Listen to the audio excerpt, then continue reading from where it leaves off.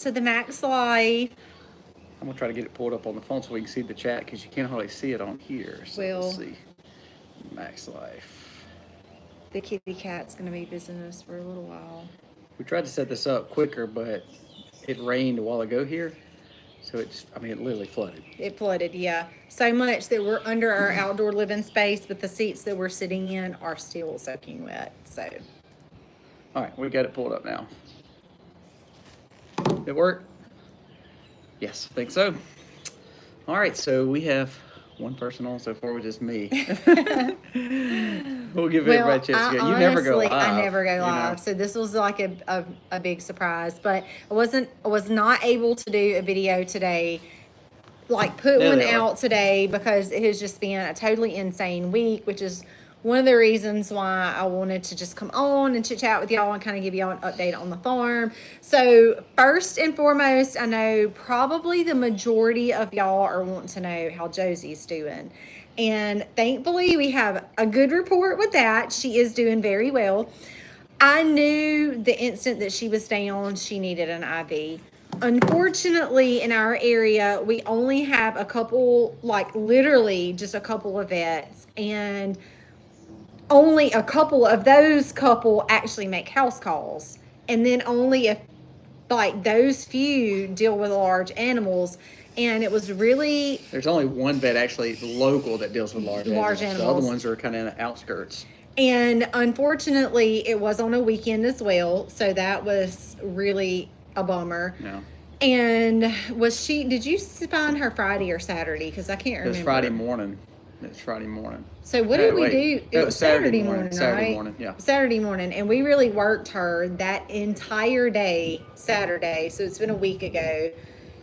Up until, really, we were kind of out there with her till Sunday afternoon. Now we don't have a lot of downed animals, but anytime we've ever had a downed animal. Help huggers because we've never had to use them. But even if we had a sick animal or helped with a sick animal, I've never seen a cow or ruminant animal like a sheep, anything like that, actually get better. Like we've always seen them get worse. So this was just kind of like we kind of expected the worst, but a whole lot better than what we thought. Yeah. So some of you said in the comments, in your experience, that typically a down cow is a dead cow.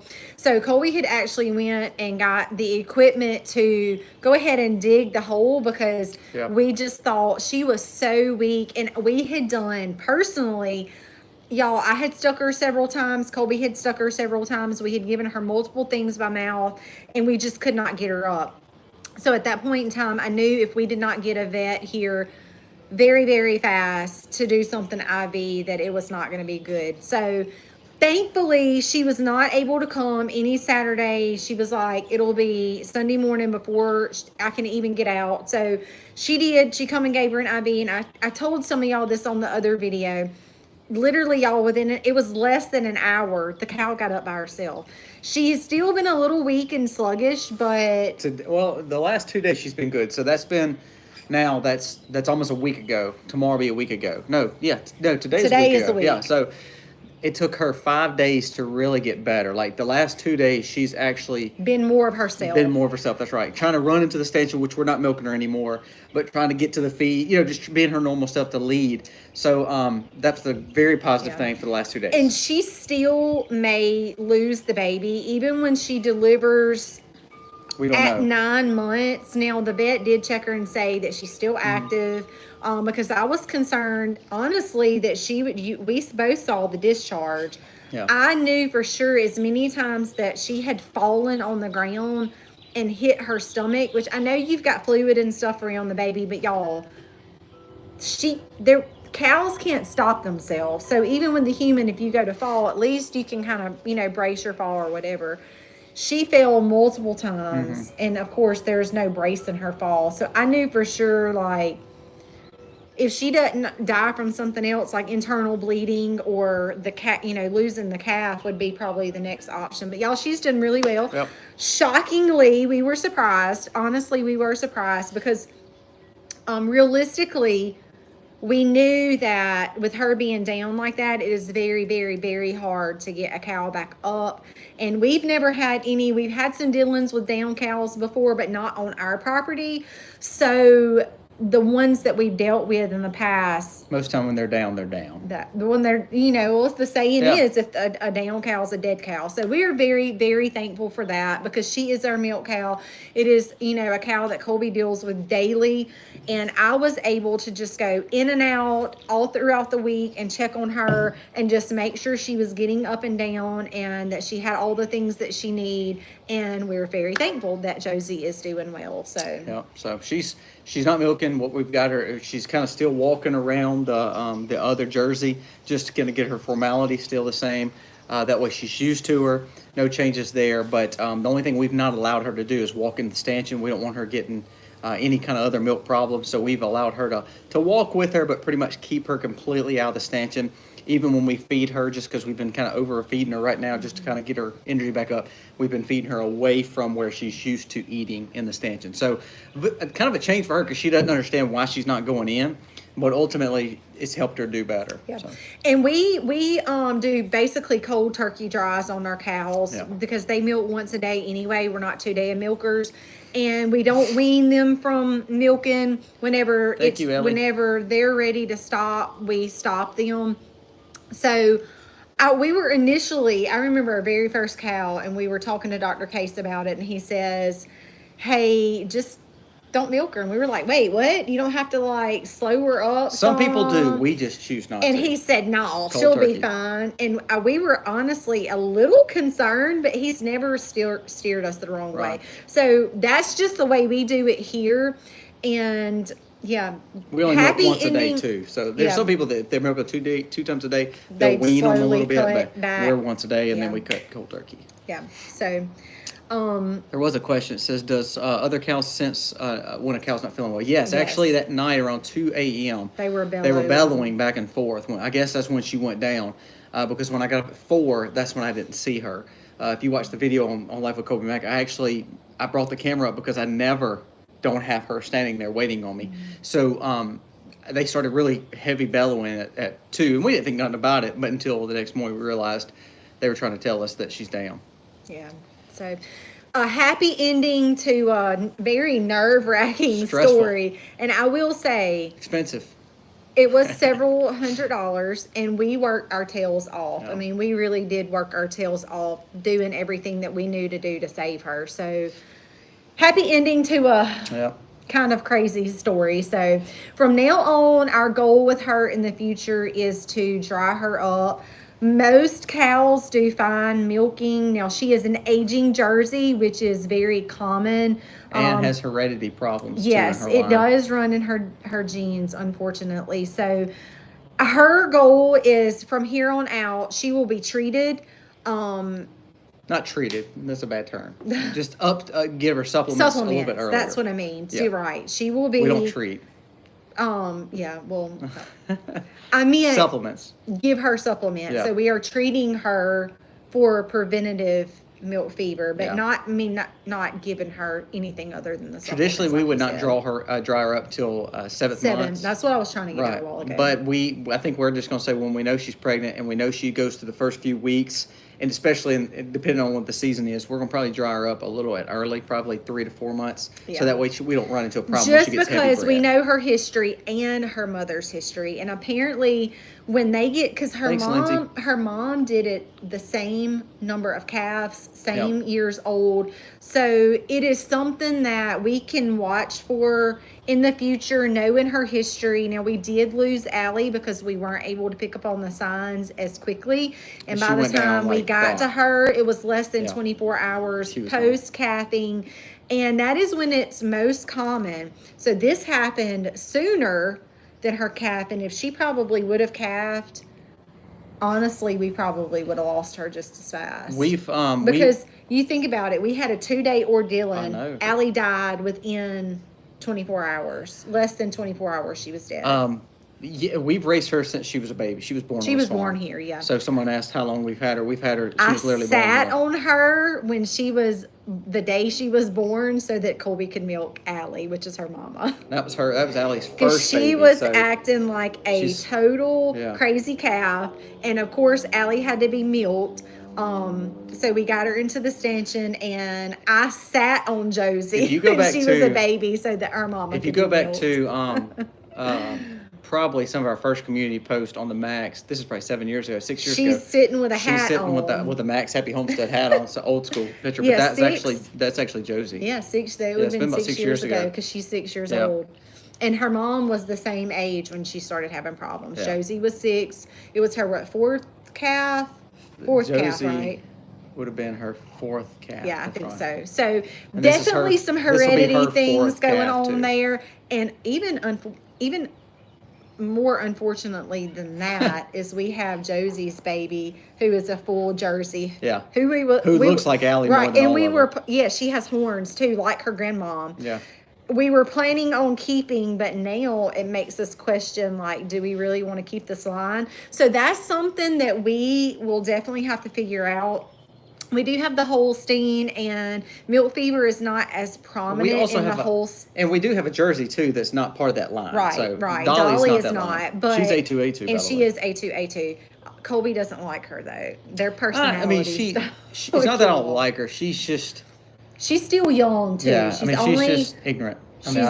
Foolish. She's only had one baby, and I think she's ADHD. She's a hyper cow too, which I know sounds a little crazy, but that's the one that kicked me too. If y'all remember, that's the one that actually kicked me in. They all have their own like little personalities, but she is more gung ho and spunky. Like if you walk out in the field, she'll walk up to you and be like up in your personal space, want to know what you're doing. Where some are a lot more skittish and like they don't want to be like in the people business, but Dolly's not like that at all. She's completely different. Don't ask how many freezers do we have for our meat. Oh my gosh, we have 1, 2, 3, 4, 5, 6, 7, 8, 9, 10. We have 10 freezers, I think, in our house, and that's for milk, vegetables, and then meat and fruit. And fruit, that's right, and fruit. Because and then we have I personally too. Don't like canned blueberries, and I personally do not like freeze-dried blueberries. So we have a lot of blueberries, and Misty makes a lot of muffins and a lot of pancakes, a lot of big breakfast meals with blueberries. Yeah, and it's easier to work with those. And I prefer them frozen over any other way.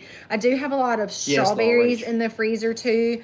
Well, actually, this morning I made oatmeal. Libby wanted strawberry oatmeal, so I pulled some freeze-dried ones out of my jars today. But I actually like strawberries. That's the cat. I know. I actually like, and Destiny is doing good. She's playing with my son. Come here, girl. Come here. She's growing and doing really well, and she likes it here. We've transitioned her outside, and she's doing really well. I do still keep her in a kennel at night, though, because the dogs and stray dogs. I let her out in the mornings, and she's done good just kind of hanging around. I mean, like a cat should be. So let's see. Is she the one nudging? Yeah, she is the one that nudged Misty in the fields. Is very common. Dolly's the one that's very loving. Dolly. Yes, yeah. That's her. That's right. That's her. All right. Let's see. There was another question I saw. Yeah, I think everybody has a cow named Dolly, especially if they're a milk cow. Yeah, we've tried the blueberries freeze-dried and dehydrated, and they're just not that good. The consistency almost is like popcorn. Yeah, you almost have to rehydrate them. We don't have that time. I mean, the taste is the same. I don't like the texture, so that's the reason why I prefer not to freeze-dry them. And you have to pop all of them with a toothpick. If you don't, it just makes a big mess because they pop.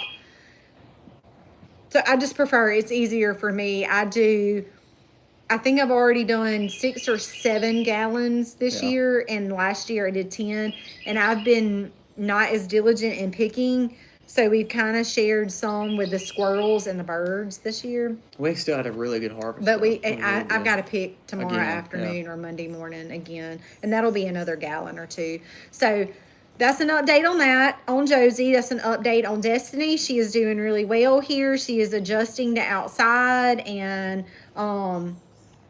for her to be a wildcat, you really wouldn't know that because she really loves to be petted, and she loves to follow us around. So someone said it rained there. It's been raining pretty heavy here today too. And no, we usually don't sell our honey, because we use it just about in everything. So we harvested so far a little over 10 gallons, about 11 gallons total so far for spring.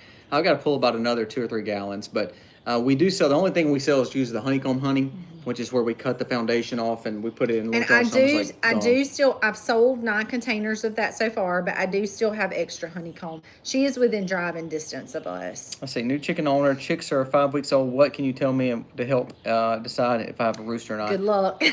we used to try to sex ours too, where you hold the wing out and there's a certain formulation on the wings, but It we've doesn't never had really good work. luck. And then somebody also told me if you flip the chick over and check the vent of the chick, and you can look that up, that you're supposed to be able to notice a difference in male and female. I've never been able to notice the difference. So We've not been good at. So what we do is just let them get older, and then we just look at when them that they way. can kind of get to that pull it stage, You're gonna tell. The rooster's neck. You can't have that. The rooster's necks are a little bit longer, and that is one telltale way to tell. And then if you look at their back ends too, on a rooster and a hen, you can also tell the difference there when they get a little bit older too. But once they start growing and kind of get to that pullet age, the hen's necks seem to be a little bit closer to their body, to where the rooster's necks are going to stand up a little bit taller. And it won't be too much longer after that, they'll start cock-a-doodle-doodling, of course. All right, any tips for newbie owners, flow hive? We try to stay away from the flow hive because you're actually taking too much from the hive, I think, personally. So, for instance, we like to leave a little honey in there and a lot of comb and a lot of their pollen. The flow hives tend to pull too much and could cause stress and strain in not perfect weather. So, Mississippi has crazy weather. So, for us, we just think it's not the best way to raise bees because it makes them a little bit more. One couple that got them several years ago, and they didn't. Yeah, they didn't had problems. make it. Yeah. So in a perfect world, yes, flow hives are awesome. In Mississippi, where you go from hot to cold, wet to dry, it's just not good because then it strains your honey, I think, or strains your bees. Sorry. Yes. Let's see. Somebody else had a question. Somebody said, we just got done talking about Josie. No, Josie is good. And so far, she has carried her baby. Now, at 9 months, we don't know what that'll look like. We're just in that. We have to wait and see. But as of right now, she is still with calf. Now, if it's stillborn or not, we don't know. When the vet checked it the day that she was here, the baby was still moving. So trying to catch up on. Going after that, she's gonna fall and it's gonna I know, scare her it's to going death. to scare me to death, probably. I was able to buy buckwheat honey, which is very good. Yes, we actually talked with, since we expanded our farm with that new land that we had that we got cleared, we're actually going to place a buckwheat out there because the cows can't graze on that area anyway. It's low. So we were going to plant buckwheat just for the bees for that reason, so they can harvest it throughout the summer and then again as we go into fall. So we're going to let it flower out that way. But we have not got the fence fully done yet. But that's kind of our plan next year for that, for buckwheat, just to try it, see if we actually like it too. Because we have a big harvest of goldenrod. So during the fall, the bees really can really go to town on the goldenrod. I know a lot of people don't like fall honey. I actually like it. See, but I can tolerate it, but Missy it's likes not the my sweet. favorite. Yeah, she likes the golden this yellow spring honey that we had it's was really good. So good. It's a little darker than typical, but it's still really good. It's so good though. Like I can eat it with a spoon. It's just so good. Rabbit fertilizer question: how much manure in the water in the gallon bucket? Hey, we don't measure nothing. My wife especially don't measure anything. So what we do is we allow for a lot of rabbit compost to get in there underneath our rabbits, and we just filled it up with water. So again, the more you have in there, the more You're just making a stimulus. compost tea. Yeah, remember, rabbit manure is cold manure, but it's more of a composted manure. So what I'm saying is unlike chicken, where you're worried about nitrogen too rich or things like that. Rabbit manure is cold, so it's gonna balance the soil and the pH way more than it's gonna add too much of something. So you're never gonna put too much rabbit manure in there. And also by adding the water, I have mixed emotions about this. Adding it straight is fine. There's nothing wrong with that. It takes a little bit longer for it to break down, especially like if it's in a pot or something like that. Now, if you have a good environment where worms are present, it's going to make that manure break down faster. But I have a lot of raised bed areas where I don't have a lot of worms in there yet. So by me adding rabbit manure in there, mixing it in, and then planting, my plants are not able to get the benefits as quickly because the rabbit manure is not fully broken down. It just takes a little bit longer. So we have found that by putting it in big containers and adding water and letting it sit, it basically, the water breaks it down itself, and then we can shovel that up and put it in, or like on top, not, you don't want to put it on top of your plants, okay, around the area where your plant is growing. So typically things like tomatoes that grow up, if you have squash growing, I personally would not take that and go dump it on an active plant growing, just because it's nasty. Now, you can right at the base, you just need to be mindful that you're dumping manure, right? Once the fruit is setting and you're growing your fruit, you want to keep in mind that you're dumping manure around that. So if you can keep it right at the base of the plant where it goes in, that's the best option. But like on my strawberries and all of the things like that, I take all of our compost and add those things in January, February, March. When I start getting flowers for my fruit, I'm pretty well done adding in, because once those fruits start growing, of course, I don't want to go have to pick a strawberry up out of rabbit manure. That's just not, you can wash it and all of that, but that I personally don't want to eat that. So I try to look at closer towards our winter is ending, and we're venturing right into spring. End of February, 1st of March, we're pretty much in spring, and we have stuff blooming and flowering, and that's when I want to make sure I've done all my fertilizing so that when our fruit's set, I don't have to worry about that. Best breeds for meat rabbits? I don't know the best breeds. We raise mini Rex and New Zealands. That's what we raise. The New Zealands are huge. So if you're looking for a good meat rabbit, they're huge. What's the difference in cold manure and hot manure? Cold manure is goats, rabbits. That's a good question. Goats and rabbits, I know. I can't remember anything else. Hot manure is like cows and chickens. Hot manure is it's going to be a lot more nitrogen rich, and also it tends to burn quicker. So it reminds you of like a synthetic fertilizer because it's so potent. So in other words, if you take that hot fertilizer and mix it in your soil and then plant a plant, it's going to be too heavy on the nitrogen and stuff like he was saying, and we say it burns your plants, but ultimately it just kills it because it's too much for the plants to handle. So cold manure is more like a compost, balancing out the soil, adding all nutrients. Hot manure is better to sit on top, let the water, let it trickle into your soil and not mixed in. If you mix it, just be very careful and conscientious of that, because like chicken manure can cause problems. I have done we've that seen before. that. Yeah, we've done it a lot actually. I have done that before. I have wanted to put that good manure in there, and it's great. Just be careful with it. Yes, I'm like, I'm going to put it over here and let it sit and be a good girl. And then I find something I want to plant, y'all, and I go put it in there. I'm like, so it'll be good. And sure enough, it hadn't sat there long enough, and I killed my plant. But adding on top, y'all, our tomatoes has been the best year, probably. Has been the best year, and we have used nothing more than our chicken compost out of the coop on top of the soil.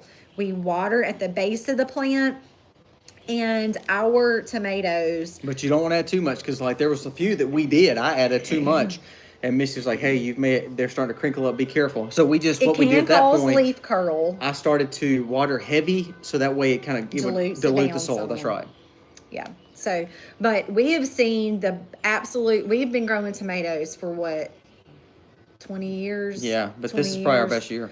And the in the summer, only thing different is we have been diligent to add manure straight from the coop to the top. Water it when we feel like we need a little bit more. Several weeks later, we add it to the top. Don't ever mix it in. That's where you can get into problems. So, some people say you can. Just be very wary. So for us, just be safe. And just don't do that. Or unless you know that it has sat for weeks, and the weather, and you can turn it, and the weather has really been allowed to break that nitrogen and stuff down, then you can use it. But it's not wise to use it right in because it can burn your plants or kill them. All right, a few questions. Can you mix chicken manure and rabbit manure into a compost together? Just keep them separate. Mix them together. That's fine. Just be careful of it. Again, if you're putting it into the soil, separate. But if you're doing straight from the chicken coop, I would say just put that on top. Rabbit manure, you can do whatever. Or if you're doing like a compost bin, if that's what you're referring to, yes, mix them together. You just have to allow that time for them to break down. Now, we don't get all into the scientific stuff of using a thermometer and getting it to this temperature, and we don't do all that. We used to do a compost bin, and we would just chunk a ton of stuff in there, and y'all, we would just cover it up and leave it for like the next year, and then utilize it, because we just don't have time to play with a compost pile. I know that sounds crazy, but we really don't. So we have just found it better to utilize the direct manure with the rabbits right into the soil, especially using the bucket method, because that water helps it already break down. Going straight to the chicken coop, man, putting it on top, we have just found that has done better. Has done best for us. All right, we got about 3 or 4 more minutes. Shoot us some more questions, guys. Awesome on the questions. Have you ever used banana peel water? Yes, Misty has. Yes, I actually have a video on that. Yeah, she has. It's very, very easy to do. It can get a little stinky from time to time, but I actually do really like that, because it is very, very easy way to add potassium right back to the soil. And y'all, once I'm done with that, after I have used it to, it's almost just nothing but mush left, and I squeeze out as much as I can. I take all the gunk that's left and put it over my kitchen composter. And I have utilized my kitchen composter, y'all. I actually went and picked some greens today. I have them cooking on the stove, which I hope there's enough water in there, because we've been outside. And took all of the stems that I pulled out, and then again with the eggs, any fruit, any tomato tops, any banana peels, apple cores, whatever, all of that goes right into my kitchen composter, and then I'm able to utilize it again into the soil again. So yes, banana peel water is a great way to add potassium to your plants. You should start seeing a harvest of blueberries within 3 to 5 years, and it's going to get heavier every year as long as the plant stays healthy. Use pine straw. That's right. They love acidic soil, and a way to boost your soil to make it more acidic is to add pine straw. Lori, have you ever grown purple potatoes? We have, but to be honest with you, the yellow, Yukon Golds and Adirondack, which is the purples, never do well here. The best one for us is Lesotho Reds or Norland Red. Both of those are very common in our area, so we tend to grow things that we know that's going to do well. So it's the little red potatoes. I mean, some of them get big too, but we tend to have a better harvest if we do that. If we try to grow yellow, which is what we like probably the most, we're gonna have problems with them. They're more prone in our area to disease prone and pest. So they don't do well here for us. They would grow, but they're half the production when we can just do the reds and do double the amount. Triple, really. This time we got triple what we planted. Can you container grow without any manure? Yes, you can use organic fertilizers, or make sure it's OMRI listed. Or fish emulsion, bone meal, blood meal, but I promise you, if you know a farmer who is not feeding his cows or his chicken trash, you literally, I promise you, if you go to someone's house and say, I want your chicken coop, compost, or I want to go to your field and pick up some manure, they're not going to say no. But just make sure they're getting quality food. If they're eating GMO or cheap food, or eating off something you don't want in your garden, then you're giving your garden those things that you should not want. The only thing I would say, I would try to find like either horse or cow manure out of a barn. Don't go, because I have made that mistake, going into the field, scooping it up, not thinking about the grass seeds that have landed, grass, which is ultimately the seeds and all land in the manure, and you're taking that to your beds, which now your fruits and vegetables have to compete with the grass that's going to start growing because of the seeds. I know from experience, because I have personally done that myself, gone out into the field, scooped up some patties, put them in the in the wheelbarrow, put them in containers, and then a couple of weeks later, I'm like, why is my containers full of grass now? And then it dawned on me, I got that out of the field. You guys eat pig? Yes, we raise hogs and eat them. Again, in Scripture, we look at it as God has made everything pure again through the time in the New Testament. So that's why we eat. We do protect hog. Have you tried growing berries in large containers? Yes, we have done that with strawberries, and Misty has blackberries and raspberries in containers. She has citrus in containers, so it's easily done. Just make sure as your plant grows that you get a bigger container to adhere to making sure it gets good nutrients. I have right now key limes, lemons, kumquats, oranges, pineapple, and berries. Peach. Well, besides the berries, but I also have a peach tree, and it has peach on it this year. I actually had it planted in the very front of our yard, which all of this was raw land 10, 11 years ago. Yeah, about 11, 12 years ago. And it did not like the spot. It did not like the soil. It was not growing. It had been there for multiple years, y'all, and it didn't grow an inch. So 2 years ago, I think it was 2 years ago, I went out there and just dug the sucker up. And it was still just as big as it was when I planted it. I put it in a 5-gallon bucket and it grew. And I was like, it just didn't like where it was. So then I up-potted it to, what is that, 30 gallon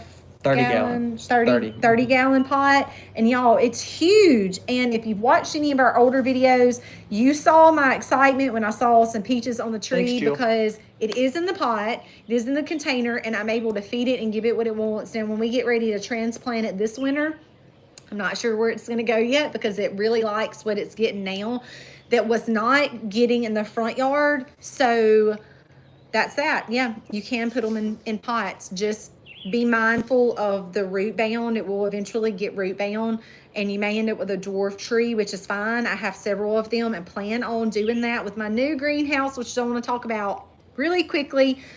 With the banana trees, I bought some banana trees, y'all. One of them is finally like probably 2 feet now.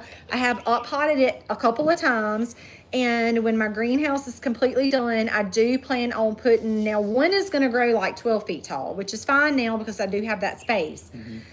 In my other greenhouse, I didn't.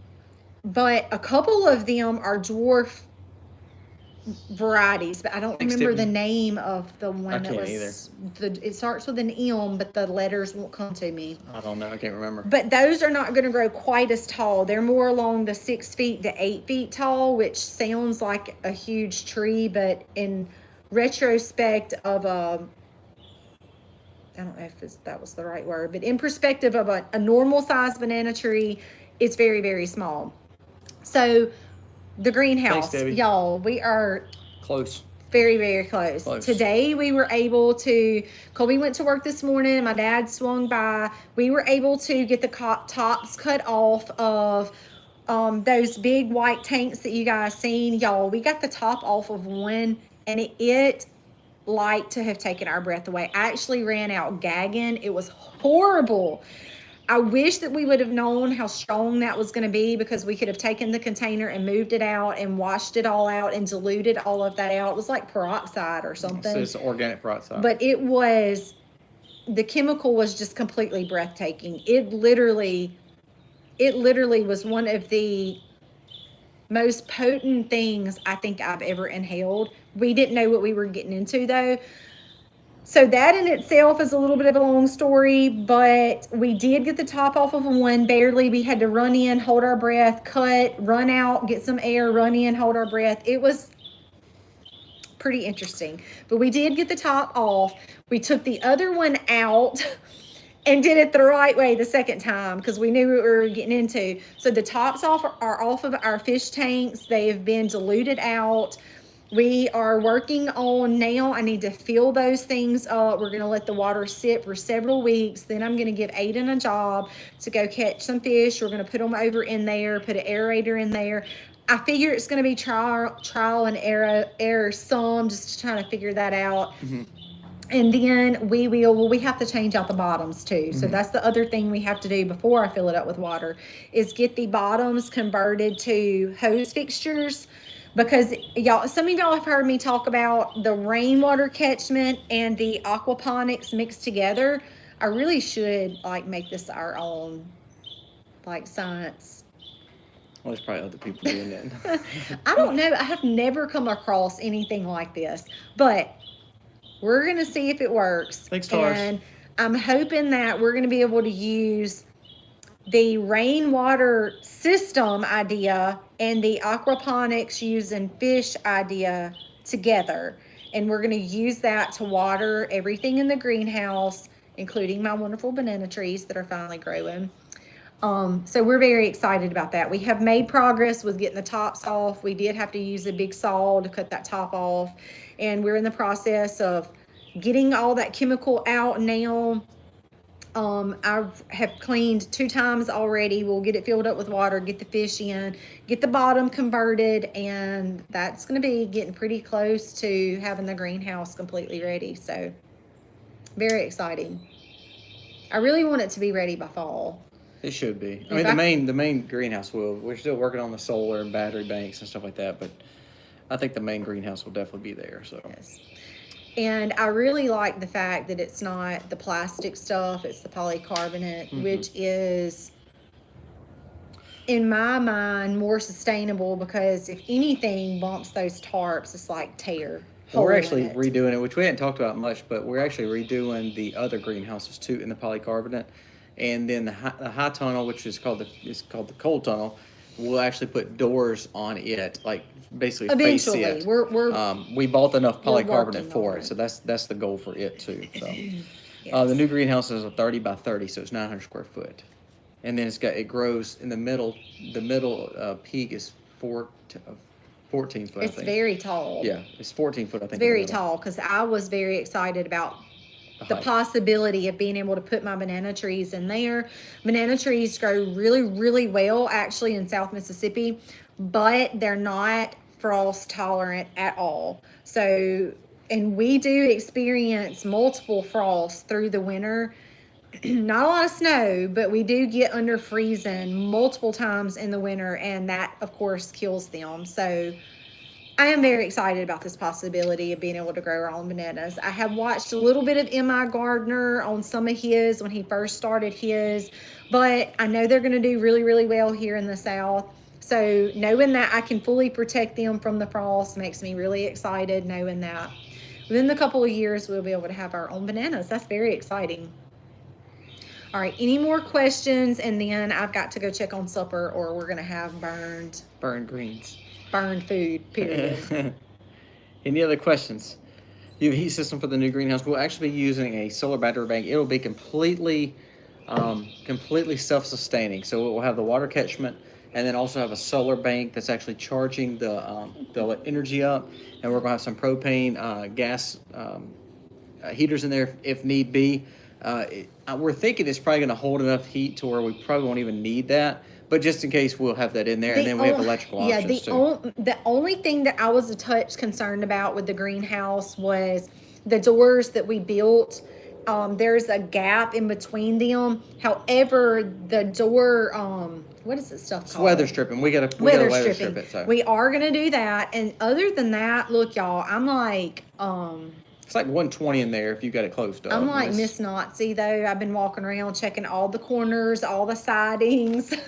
All of the things to make sure, because that was my biggest thing with the greenhouse that we had. We had somebody build it for us a long, long time ago, and I don't think that he fully thought through, like, a greenhouse for the winter needs to be secured because cold air is going to come in if it's not, and that kind of defeats the purpose.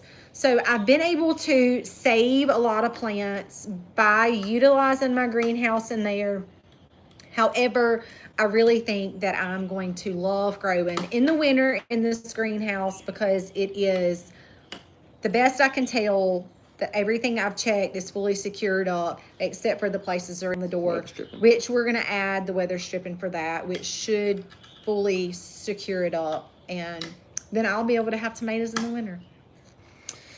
All right, guys. Thank y'all so much for coming on. Hopefully y'all enjoyed the updates. We always love doing question answering kind of videos just because we can talk to you and answer your questions personally. Sometimes we can't get to them all in the comments. So thank y'all so much for being on with us.